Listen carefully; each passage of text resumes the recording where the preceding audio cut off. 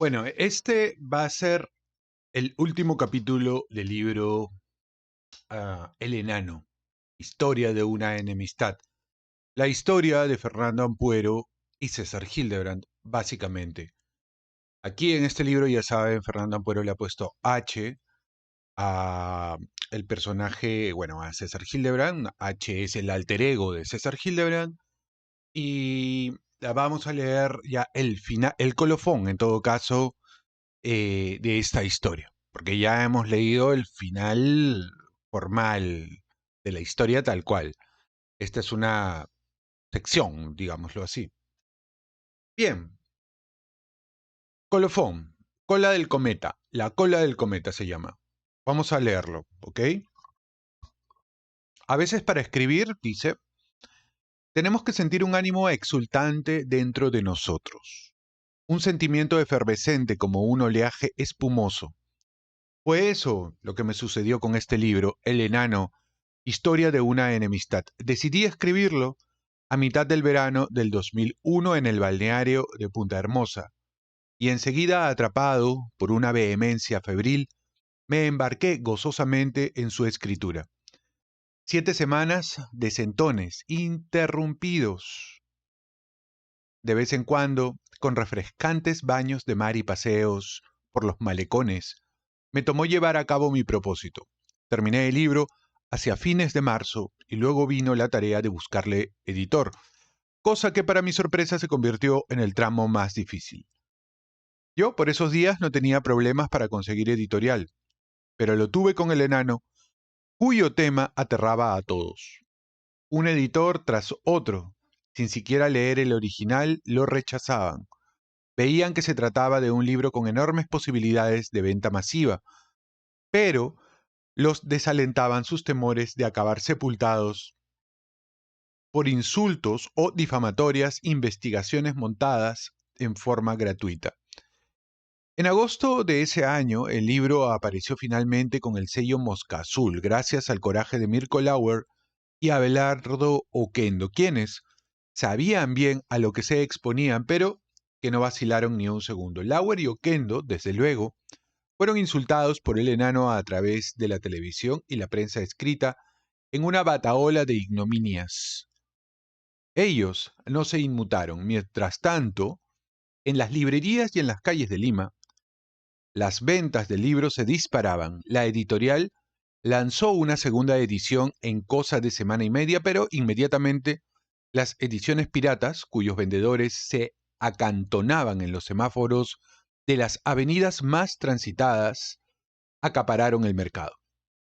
No se trataba de una o dos empresas clandestinas, sino de por lo menos una docena que se diferenciaban entre sí por su estrategia de manipular el logotipo de mosca azul. Todos removían la ubicación de la mosca. Unos la colocaban en el lomo, otros a un lado de la tapa o de la contratapa, otros en los sitios más inusuales. Con esas variadas impresiones, los piratas y sus vendedores evitaban conflictos en su contabilidad. Desde entonces, en fin, los más alegres cotorreos de Lima girarían en torno al libro, lo que era una buena señal de su difusión. Pero las ventas ya no se podían cuantificar. A juzgar por las ediciones legales, mi impresor calculaba que eran decenas de miles de ejemplares. Yo, en todo caso, apenas conseguía medir su acogida o bien su lectoría por la cantidad de abrazos de gente desconocida que recibía en la calle o en el supermercado cuando iba de compras. Hombres y mujeres me detenían a toda hora y seguirían haciéndolo durante los próximos años para felicitarme efusivamente por haber puesto en evidencia al enano.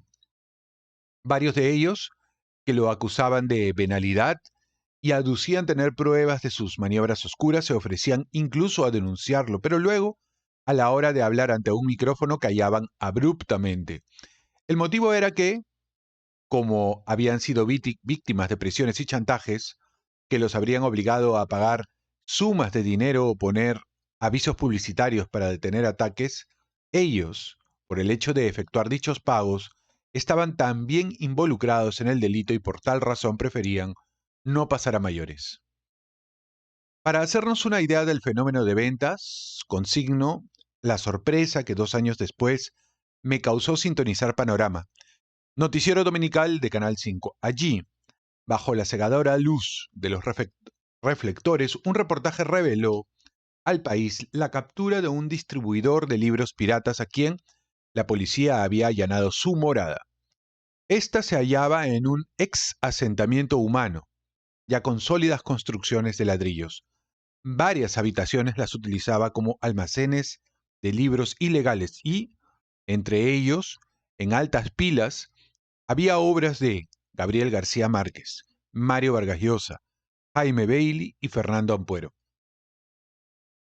Cuando el reportero interrogó al atribulado pirata sobre la selección de autores, este respondió: son los escritores que más venden y gracias a ellos he podido construir el segundo y tercer piso de mi casa. Aquella respuesta, más que indignarme por el flagrante robo, acabó por conmoverme. El pirata, un hombre sencillo y presuntamente trabajador, no se sentía culpable en absoluto. Las reacciones a la salida del libro, aparte de las clásicas reseñas a favor y en contra, aunque a mí solo me llegaban las que estuvieron a favor, fueron de índole pintoresca y en algunos casos sumamente elocuentes. El periodista Beto Ortiz me invitó a hablar en la tele y pocas horas después canceló la entrevista. H había presionado para que me silencien. Unos años después, con hidalguía, Ortiz reconoció el malhadado incidente y públicamente pidió disculpas. Pocas veces los periodistas actúan con tanta honestidad. Aunque quizá lo acontecido con Magali Medina, showwoman de la tele, se llevó las palmas. Una noche en que yo andaba tomando una copa con amigos, mi hija Camila me llamó al celular. Papá, tienes que mirar el programa de Magali, me dijo. En este momento acaba de tirar tu libro al suelo del set y lo está pisoteando con el taco del zapato. Magali, en efecto, era, por esos días, muy amiga del enano y lo defendía con ardor, aunque su teatral despliegue de encono terminó beneficiándome. Al día siguiente, por cierto, el libro vendió miles de ejemplares. Pero lo curioso fue que, a las pocas semanas, H y Magali se pelearon. Y entonces ella mostró de nuevo mi libro ante cámaras y con ánimo divertido empezó a leer varios párrafos, esta vez dándome por completo la razón. Su dinámica intervención, llena de dardos sarcásticos, seguiría beneficiándome con otro repunte de ventas. En cuanto a los acosos del enano en años posteriores a la publicación de este libro, no cesaron fácilmente. Por el contrario, más bien yo diría que se redoblaron mientras él se mantuvo en la televisión. Para luego, al salir del aire, perdió presencia y poder y deambuló por pequeños periódicos aquejados de insignificancia. Sin embargo, durante sus últimos años en la tele no desaprovechó la ocasión para buscar enfrentamientos a tal punto que mis amigos, viendo que H proveía material en su contra, me sugirieron que escribiera una segunda parte del libro. H, por ejemplo, atacó los informes de la unidad de investigación del diario El Comercio que yo dirigí durante varios años saliendo en defensa de Fernando Ceballos, el propietario de la línea Aerocontinente, hoy preso por narcotráfico. Le dio tribuna a sus sicarios para que digan burdas mentiras, en tiempo en que decenas de testigos en su contra eran misteriosamente asesinados. Atacó también la investigación del caso Almeida, que derivaría en el escandaloso caso Bavaria y que se entrampó por el mafioso incendio de un juzgado en Panamá encargado de resguardar los documentos incriminatorios. Atacó por último nuestra investigación del caso Petroaudios, que era la cabeza de una investigación mayor sobre corrupción estatal vinculada al ramo de la construcción y por la cual en el segundo gobierno aprista renunció al gabinete ministerial de Jorge del Castillo. Con tan nefastas posiciones, H cayó en el desprestigio. ¿Debía escribir una segunda parte? ¿Para qué? Ponderando la virtud de la brevedad, excepción hecha de la pequeñez de H, considero que basta y sobra con las pocas palabras de este colofón destinado a mostrar una mínima parte de la larga cola del cometa. Aquí está todo dicho por ahora, aunque, de cualquier forma, me guardo municiones, pues los cometas tienen la mala costumbre de retornar en órbitas más próximas y amenazantes. Lima, septiembre del 2014. Ah, bueno, y aquí terminó la obra. Vamos a hacer un breve comentario sobre este libro. Y aquí aparece pues una sinopsis de Fernando Ampuero. Fernando Ampuero nace en 1949. Es cuentista, novelista, dramaturgo y periodista. Destaca por sus libros de cuentos Malos Modales en el 94, Bicho Raro en el 96, Mujeres Difíciles, Hombres Benditos 2005, Antología Personal 2012, Cuentos, narrativa breve completa 2013, Íntimos y Salvajes, ¿m? Lobos Solitarios, así como por sus volúmenes de crónicas, semblanzas, ensayos. Gato Encerrado, Tambores Invisibles, y por la crónica novelada La Bruja de Lima. Sus más reconocidas novelas son Caramelo Verde, Puta Linda y Hasta que me orinen los perros, reunidas en el volumen Trilogía Callejera de Lima, y las recientes El Peruano Imperfecto del 2011, Loreto del 2014, Sucedió entre dos párpados 2015. Ampuero recibió el premio Phil Lima de Literatura del año 2018. ¿Mm? Bien, bien, ese ha sido el libro. Vamos a hacer un breve comentario sobre el tema. A Fernando Ampuero, como yo les comenté en alguna oportunidad, es un periodista a quien yo reconozco por alguna intervención que tuvo en programas pasados. Uno más uno es uno de ellos. Un programa muy antiguo, de los inicios del periodismo televisivo, prácticamente. Estamos hablando de inicios de los años 80. Yo lo recuerdo, pero va muy vagamente, porque en aquella época pues yo era un párvulo, un niño. Entonces, luego sí lo he leído en la revista Somos, que es el suplemento de los días sábados del Diario del Comercio, el decano de la prensa nacional, el diario más antiguo del Perú, luego del diario oficial del peruano. Y por ahí que lo debo haber leído también en alguna que otra, en alguno que otro artículo más. Más, la verdad, no conozco mucho a Fernando Ampuero. A César Hildebrand obviamente lo sigo más. De hecho, su opinión, hoy por hoy, dentro del circuito periodístico, es considerada casi, sobre todo por un sector, dogma de fe. ¿Mm?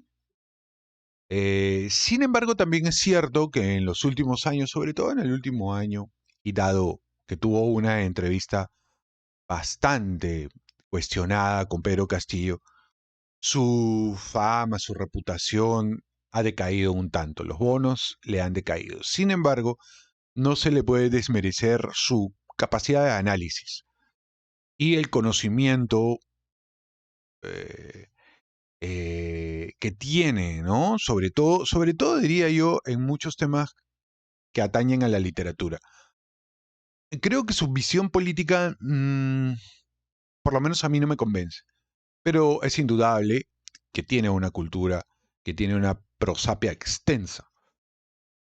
Bien, entonces, en este texto hemos podido conocer que en el ambiente intelectualoide limeño hay por lo menos bandos.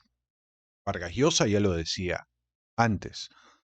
En El pez en el agua, en uno de los capítulos en donde él recoge sus inicios en la literatura y ofrece, digamos, un contexto en donde habían diferentes corrientes y grupos de escritores, a veces, en donde a veces se encontraban, porque por ejemplo aparecían en los años 50, finales de los años 50, mediados de los 50, finales de los 50, inicios de los 60, habían escritores hispanistas, habían escritores indigenistas, habían escritores de esa línea y un poco se encontraban esos tipos de literatura, los que tenían una visión, digamos, más autóctona y otros que se nutrían de corrientes como aquellas que venían de los Estados Unidos o de Francia, España y tal. Bien, retrotrayéndonos a esta época también ocurre algo parecido. ¿Mm? Siendo la mayoría de ellos bastante progresistas, hay encontronazos. Por ejemplo, acá Ampuero lo ha comentado. Jaime Bailey por un lado, César Hildebrand por otro lado, varios periodistas alrededor de ellos, un poco de ese bando. Y luego, por el lado de Fernando Ampuero, pues Antonio Cisneros, Alfredo Bryce, otro grupo. Y Hildebrand siempre se ha quejado de que siempre hay una misma argolla, que es la que acapara no solamente la producción masiva de textos, sino también la crítica de esos textos. Él acusa de que hay un grupo de gente que se lanza autobombos a cada rato. Y esta misma gente pertenecen a la misma collera, al mismo círculo. Bueno, entonces, eso es un poco lo que hemos visto. Luego también hemos visto, entre líneas, cómo es que el periodismo televisivo empieza a tener mayor peso, mayor importancia en el quehacer político del Perú, en la dinámica política de la nación. Cómo es que el poder político también influye en los empresarios para que los periodistas, por acción u omisión, sean favorables al gobierno de turno. Eso también lo hemos visto. Hemos visto también cómo hay dos arquetipos que se enfrentan. El del periodista más bohemio, más hedonista, más epicúreo, que vendría a ser Fernando Ampuero, y el otro periodista bastante más, no lo dice acá, pero parece, más disciplinado, más obsesivo con el trabajo, más hasta cierto punto barroco en su interés de escribir textos sobrecargados, mm, que además de, en mi opinión, ser sesudos análisis, el autor se empeña en que lo parezcan, apelando a veces a términos, a palabras, que un lector común probablemente tendría más dificultades en entender. Pero bueno, esto es un poco lo que hemos encontrado del libro. Obviamente esta es una visión parcializada, subjetiva. eh, en algunos casos me da la impresión que Fernando Ampuero tiene una visión excesivamente optimista, sobreestimada, favorable de sí mismo, ¿no? Pero dentro de todo también coinciden algunas cosas con la realidad. Es cuestión de que el lector, o en este caso la audiencia, saque sus propias conclusiones sobre esto. Muy bien, espero que les haya gustado la historia. Nos vemos en el siguiente video con este tipo de temas y otros más. Chau, chau.